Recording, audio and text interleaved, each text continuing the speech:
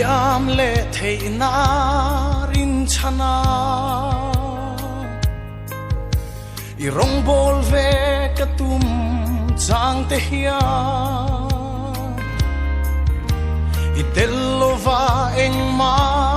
lo kani ka shiat na min chiat vova ka lo mual phole chi nang fak na tur hia a traber pusi lam ve che ka ka amoy berita ma se itana ting zo lang tur che kan nei lo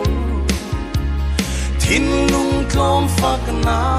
ka plan che katlom tri katlom non le tri I tel lo chuan eng ma lo kan ni ka du ber chu itan thileng kim lam che I ma se ka thei to khi avan klem nang fak na tur hia a traber pusi lam ve che ka ka amoy berita ma se itana ting zo lam tur che kan nei lo thin lung tlom fak na ka lan che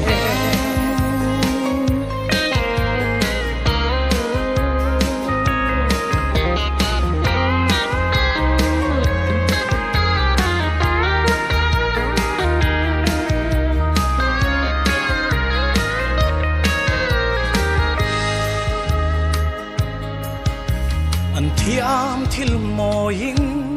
an fak che ka thiam le thei na ka han thir hia nang fak nan hia ka thei to khit lem lem ase ke ma eng kim hi ka hlana che nang fak na tur hia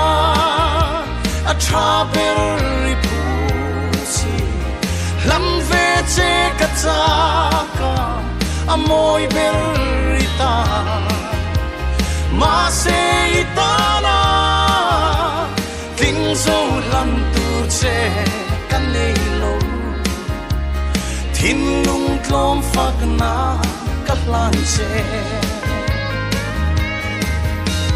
nang fak na tur hia a traber pusi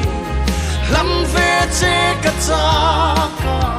amoy berita ma se itana ting zo lam tur che kan nei lo thin lung tlom fak na ka hlan che tlom fak na